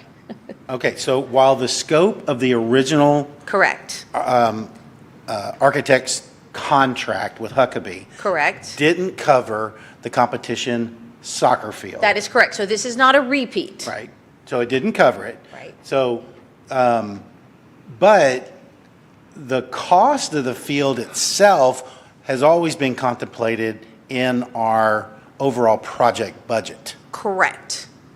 So The cost of the whole project. Total of the project. total of the whole project out there for the high school. Right. So that, the competition field was always part of that. Yes, sir. Overall budget amount.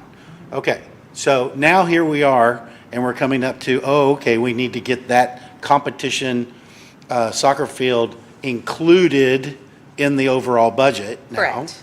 Or work documents at some point in the future. This is just the architectural contract. Are we good on budget? We good moving forward? Yes. Okay. That high school, we'll talk about that as we get closer. I'm very excited about being able to have a ribbon cutting. Want to invite many people from the community out. You'll be hearing about that as soon as we can solidify a date. But that high school came in at such an incredible price. People will never believe it when they see it. I'm very, very, very pleased that it worked out the way it did. We could never build that school for what we paid today. Never. Oh, yeah.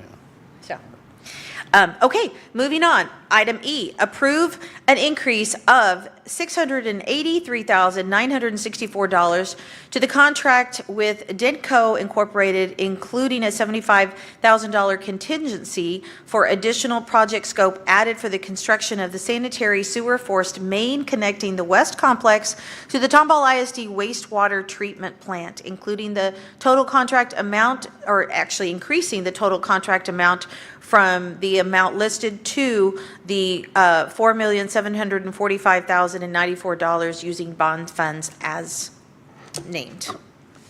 Okay, I got another question. Yes, sir. So, I completely get what's going on here. There were a number of permit delays. So, but my question to you is, I'm just curious about the boring.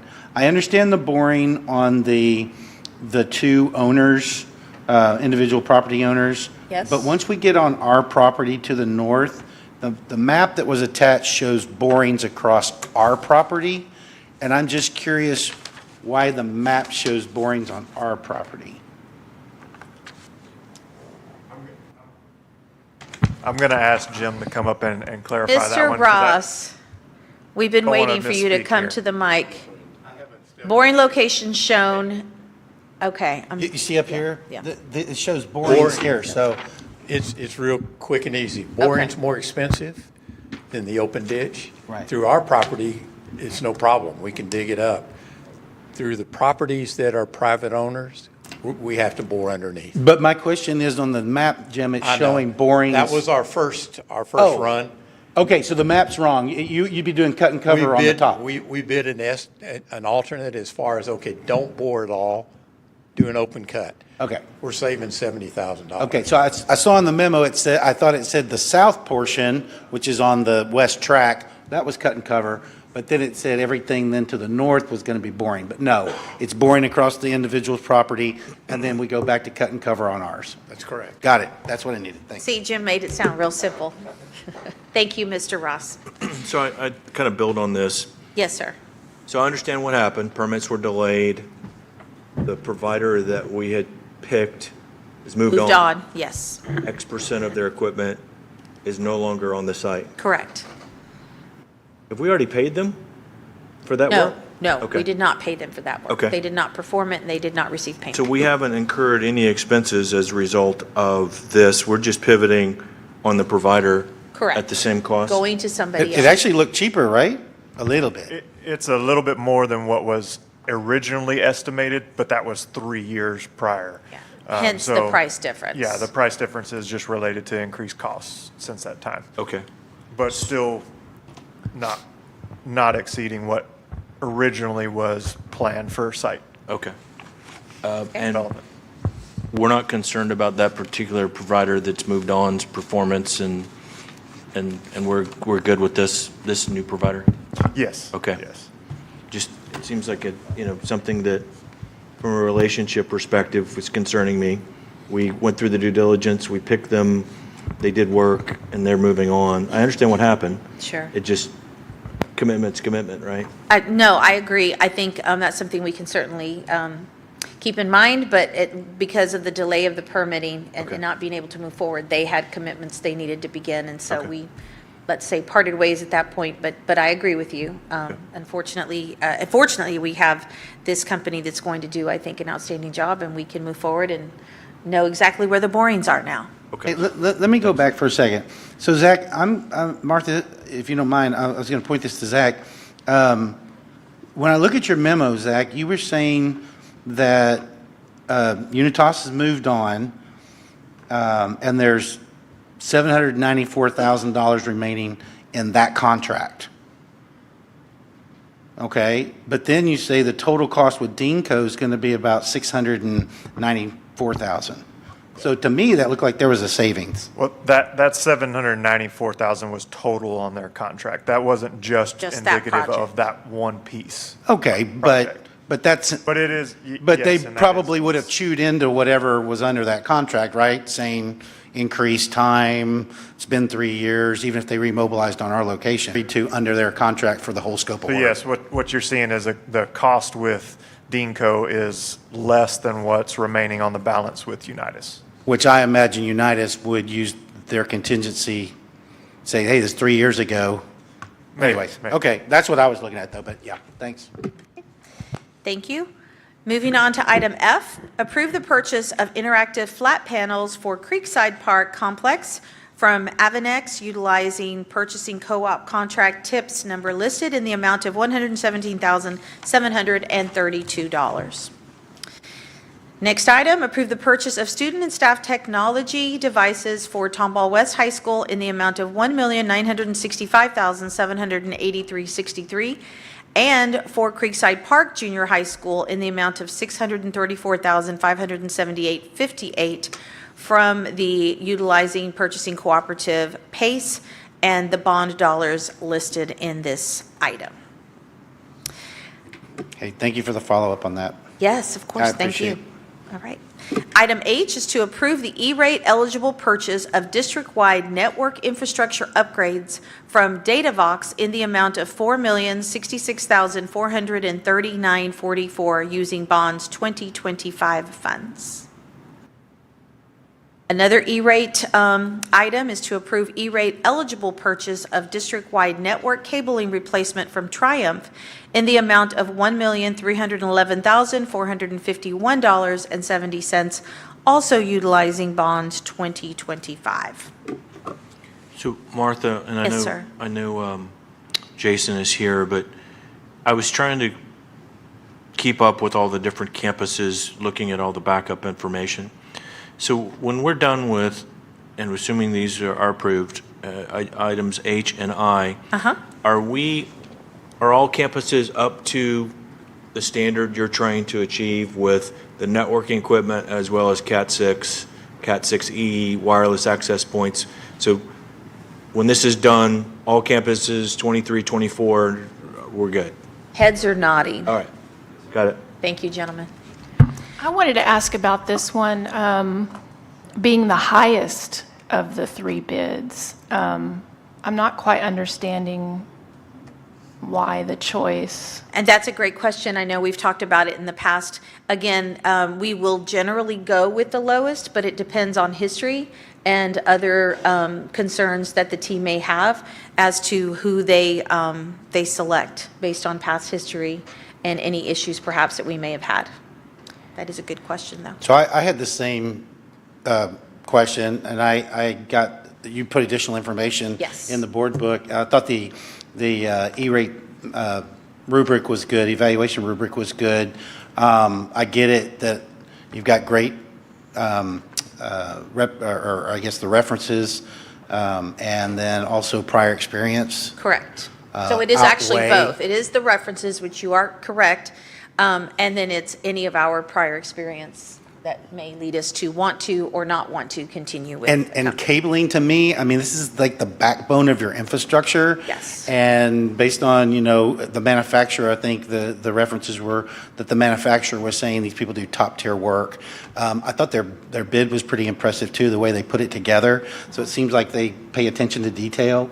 So I did also notice the difference, not going with the lowest bid, but I think the information y'all provided makes me comfortable for this critical infrastructure to go ahead and accept. It's not that much more, and definitely from the backbone of your infrastructure, your network, that's important. So I'm comfortable moving forward with that. I just noticed that one of the lower bids was Datavox, who is the previous item. At It is- different work, though, I believe. Yes. It could be the same company that perhaps. I mean, so clearly they're a good company if we. Well, I don't think just by not selecting them doesn't mean that they're not a good company. It may not have been a good fit for that, whatever, like in this case, it was cabling. Anything else that our experts would like to add? Okay, all right. Next item is to approve Arcadis architectural fee of 8.5% for security vestibule projects at various campuses with a total cost of $255,000 based on an estimated $3 million construction budget and reimbursable contingency budget of $40,000 using bonds 2025. K is to approve the purchase of gym floor replacements. You did have a visual in the backup. It is not the Lego connections, not even the larger ones, so I thought it was the larger until I knew of the photo. At various campuses from Covington Flooring Company in the amount of $223,714, utilizing purchasing cooperative tips, number listed, using bond 2025. And it is just like the new West flooring, if you've been able to see that. It's quite lovely. So we're excited about that. And we went with the 7+2, we went with the 7-inch or not 7-inch, but the 7-layer of cushion, because they had two pricing in there. It looked like we went with the 7.2 rather than the 4.2 or something like that. Okay. Item L is to approve the not-to-exceed budget for professional services provided by the vendors approved under IDIQ RFQ number 9922531 for Bond 2025 Facility Infrastructure Replacement Projects as listed in the attachment. And I know that you had all of that information in your paperwork that was provided. The final item for the evening, no, it is not. We have one more. Item M is to approve the employment of professional personnel to work under a one-year probationary dual assignment, one-year term, multi-year term, one-year term contract, multi-year term contract, dual assignment, one-year annual contract for the 2026-27 school year for adaptive PE teachers, athletic coordinator, head coach, athletic trainer, assistants, athletic trainers, behavioral coaches, behavioral specialists, content specialists, coordinators, counselors, diagnosticians, instructional specialists, interventionists, librarians, LSSPs, LOTC instructors, nurses, OTs, OT assistant, O&M specialists, ROTC, that's a lot of acronyms, ROTC instructors, SPED teachers, speech path assistant, teachers, testing coordinators, and teachers for VI. And the final item, unfortunately, is one individual. It is recommended that the Board of Education render a finding under Texas Administrative Code Section 24914G that good cause did not exist as required by TEC sections listed of the following educator, Jordan Briggs. Jordan has actually left public education and has gone to work in the area of culinary arts at Hyatt. So. Not in education, so this will not And I impair. appreciated the backup on that one, because I'm not going to ask the question I normally ask, because the backup was great, so thank you for adding that. Thank you. And that actually does conclude our meeting for tomorrow evening. So at this time, I will turn the meeting back over to our president, Mr. Lewandowski. So the board will be going into closed session, but before we go, I'll give the board members an opportunity to have board comments.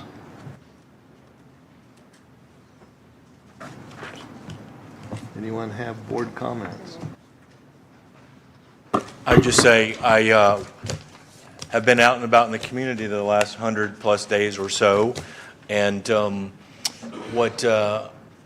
for those that were in Tomball ISD and for those that were outside Tomball ISD, the reputation of Tomball ISD is extremely strong.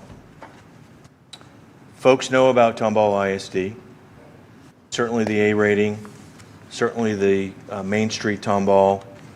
The values that we have in this community are well known, and I'll just say super proud to continue to be a board member here on Tomball ISD Board of Trustees, and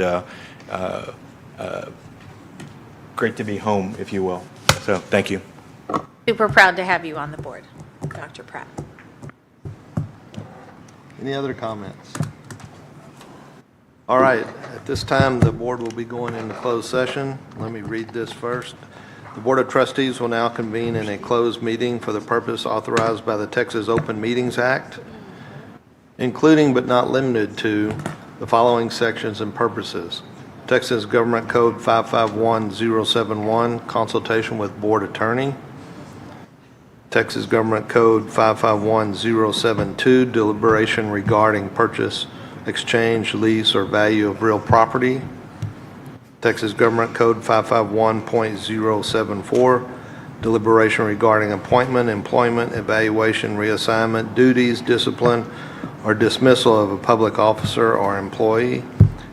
And Texas Government Code 551.076, deliberation regarding security personnel or devices. Let me remind everyone, no voting will take place in this closed meeting. Any action the board wishes to take as a result of the discussions of the closed meeting will take place after the board reconvenes in open meeting. It is now 7:24, and we will be going into closed session.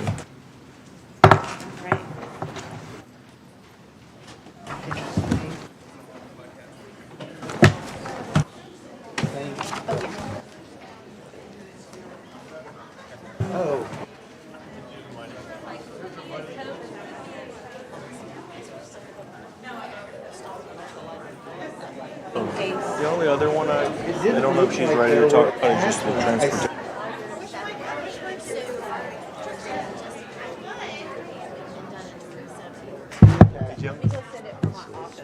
Somehow they got in my pile. Let me go figure out why that's happening.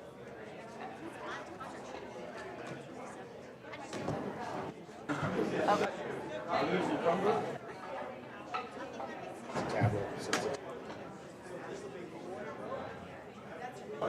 was an email that.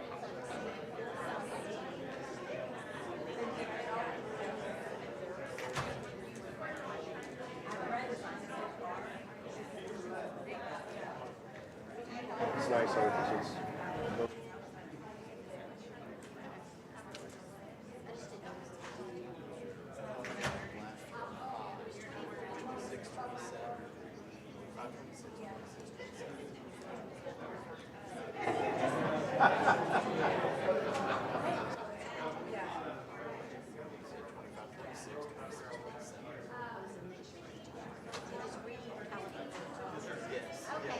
Sir, Hey, how are you?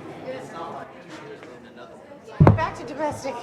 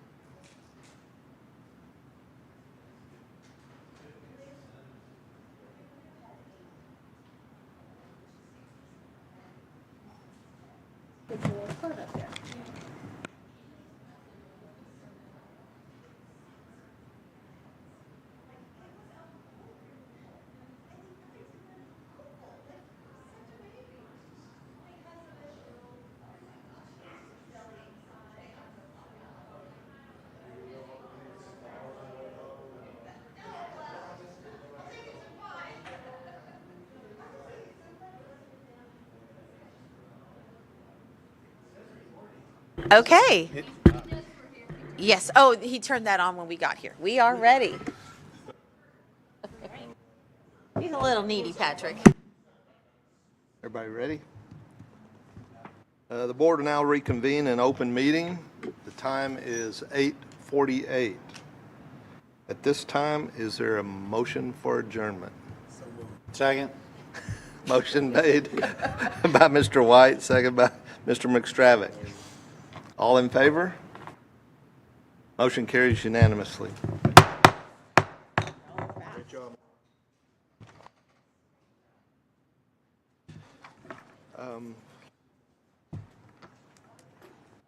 I just heard that there's a possibility